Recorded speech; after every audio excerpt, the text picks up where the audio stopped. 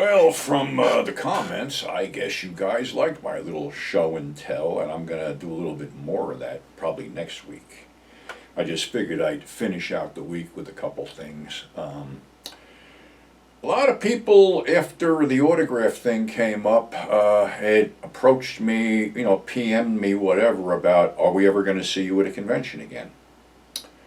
Um, Honestly, sitting around for 3 days with arthritis isn't something I want to do. I pretty much bailed out of this whole thing in 2019. But it seems that a lot of people remember me from Chiller, and there's been people asking me whether I would go back or not. Well, that one, never say never. Yeah, I would consider it for the simple reason that why not end where I started up? I mean, not end the career, but make that my final, convention appearance, if that's what it is. I'm not going back to any of these other ones. I would consider Horror Realm because it's run by cool people. But as far as Monster Mania, Cinema Wasteland, nah, I'm done. Not going back. Too much bad blood, too much animosity, and too much bullshit, pretty much. But if I go back to Chiller, it's not to make a fucking payday. It's basically to say goodbye to a lot of people I probably won't see after that. That's what it comes down to. I mean, I've been gone for a lot of years, and in that time, over 50 people connected with Chiller Theater have passed away. Pandemic did a number on a lot of people. Old age, unfortunately, life ending does a number on a lot of people. But that's the way it is. And yesterday, I taped another video yesterday because I was really pissed off when this news broke, but now it's been sort of thrown on hold that the WWE was sold to Saudi Arabia. From what I understand, there was pretty much a revolt of the roster. Half of them said they would fucking walk if that happened. I can't blame them. I mean, Vince McMahon was let go for a lot of reasons. Vince is a scumbag. And the whole thing with the Saudi Arabia thing, there would be no women's division. And if there was, it would be simply so the crown princes could pick the female wrestlers that they want to screw. I mean, there was a situation, I don't know if people remember Ashley Marizano, but she was raped on a tour over there of Iraq. And she was raped by U.S. servicemen. And when she went to Vince basically said, I'm going to take one for the team.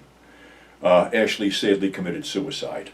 I have no love lost for Vince McMahon. Some people hold him up as a god in this business, but he ruined wrestling as I know it. Luckily, there's a lot of other options if the WWE does get sold. Now I heard that Disney's looking for it, Amazon's looking for it, whatever. It isn't like there's any lack of places where these guys can go work anymore because you have AEW, you have Impact, you have Game Changer, you have H2O, you have Hardcore Hustle, you have a ton of shit. A lot of places guys can go and get a paycheck. So it's not out of the realm of possibilities. It just sort of pisses me off because we don't punish those who fuck us. And, 9/11, killing a journalist, then Biden goes over there and fist bumps that jerk off Prince, and we still don't get any oil anyway. Another thing I've made a decision of, I am not going to monetize this channel. There's no reason for me to do it. I'm not going to subject my fans to the next 2 years of political fucking ads. It's that simple. I am fed up with politics. People might think I lean one way, but I don't lean any way. I think they all suck. Honestly, the guy I wanted in was Sanders. We got a guy who's basically fallen asleep at the switch. Now they're finding documents in his garage. What is it? Everybody who leaves office helps themselves with like a little garage sale? I got nothing to say anymore. It's a fucking joke what's going on. You basically have two competing parties trying to fuck each other over, and the hell with the rest of the country. I can't see one is any better than the other right now, and we need a leader to step forward, not these fucking carny fucking shills that are just basically, directing all the cash into this country into the hands of the very rich. It's not fucking good. And I'm just sick of politics in general. Yeah, I might mouth off when something pisses me off, but the bottom line is, the only president I remember that was any good was fucking Eisenhower, and I was a fucking baby when he was president, so that's how that works. But get off that shit. happy 82nd birthday to my buddy Abdulla the Butcher. And here's a peaceful picture of me meeting Abdulla at Chiller Theater before I got involved in an angle and wound up laying on the floor looking up at a guy standing over me with a pair of fucking scissors. The story was that Eddie Grice, who is big in Puerto Rico as a photographer and a promoter, he was anyway, I don't know if he still is, had brought Abby to Chiller. And they wanted to run an angle when things were quiet. So the deal was that this guy Mitch was going to serve Abby a subpoena. Professor Ouch was going to basically get in his face. Mitch was going to knock Professor Ouch down. Abby was going to charge out, take care of Mitch. Me and Sean McLaughlin were going to be security to restrain him. Well, somewhere along the line, I lost Sean. Now it was time to do this. I got a hold of Eddie Micah. I know he's still with Chiller, and Eddie had long hair then. Well, I see Eddie get thrown across the room. I wind up on the floor. I'm looking up, and there's Abby standing over me with a pair of scissors. And I'm like, oh, fuck. Well, he cut off Eddie Grice's ponytail. Eddie went in the back room, put on a neck brace, and cut a promo. 2 years later, I go to a convention, and Abby's at the convention. I walk over, and he goes, hey, how are you? You learned anything yet? And he started laughing. I'm like, yeah, not to do any of this shit anymore. So, you know, Abby was one of the originals.